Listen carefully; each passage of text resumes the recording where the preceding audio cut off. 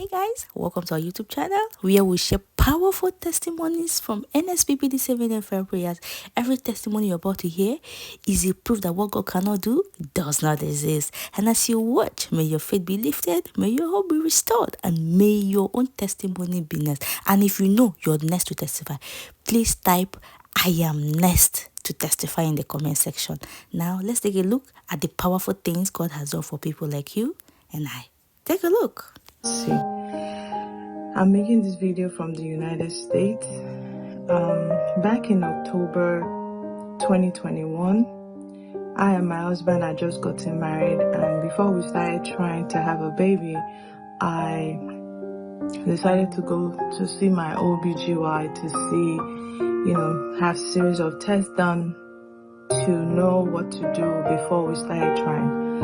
On getting there, I had all this, tests done and all, and it came back with a lot of negative report. There was a lot of negative report. I remember taking all that report and bringing it to the altar of fire, and I told God that, God, the way I found my husband was also when I was, on this platform. The way everything happened, from the day I got engaged, from the day I got married, up until this moment, it has been you.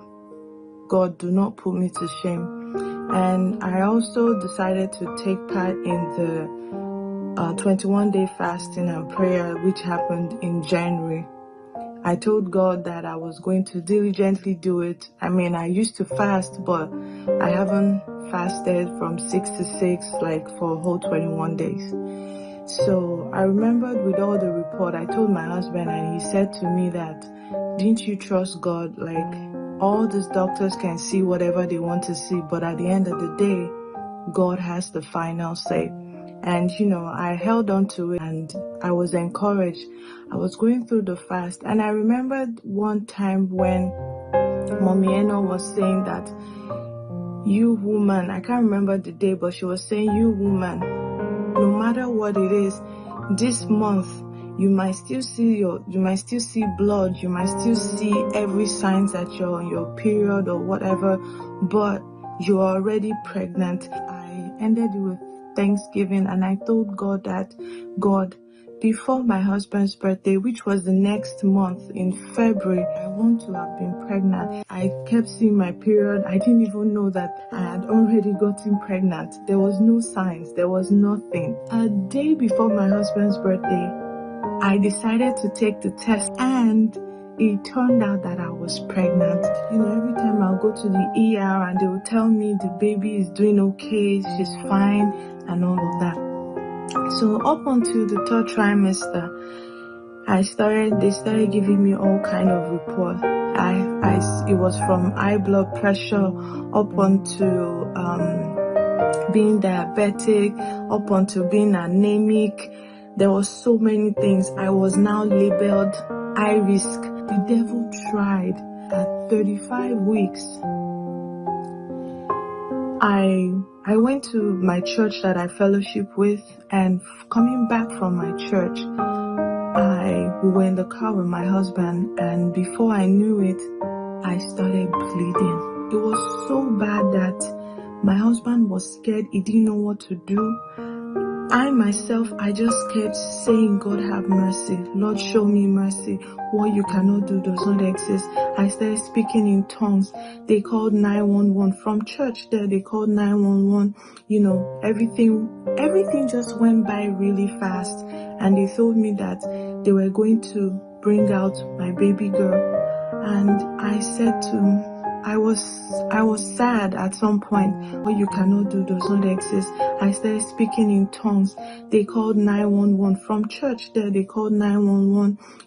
Everything just went by really fast. And they told me that they were going to bring out my baby girl.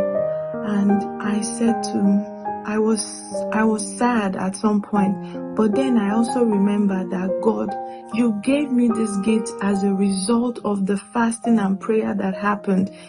So I would not lose this gift. They took me, they had me operated on, and they brought my daughter out. When they brought her out, she was lifeless For 10 minutes, my daughter was not breathing. She was not breathing. I was under, I had anesthesia given to me, so I didn't even know. It was my husband that knew all of these things that was going on. Everybody was panicking. My husband said he kept decreeing in his heart, like, what God cannot do does not exist. What God cannot do does not exist. For a whole 10 minutes, my daughter did not breathe. She was dead. There was no life. There was nothing. 10 minutes later, as God will have it, life came into my daughter and she started breathing. And I give God the glory. I don't even know what to say. Like, I'm so grateful to God. I'm so grateful to God. I'm so grateful to God that He did not put me to shame. I'm grateful to God that at the end of the day, people did not say that this girl that has been on the altar of fire every morning, we see her post status, she posts on her status, she does all these things, but at the end of the day, what happened to her?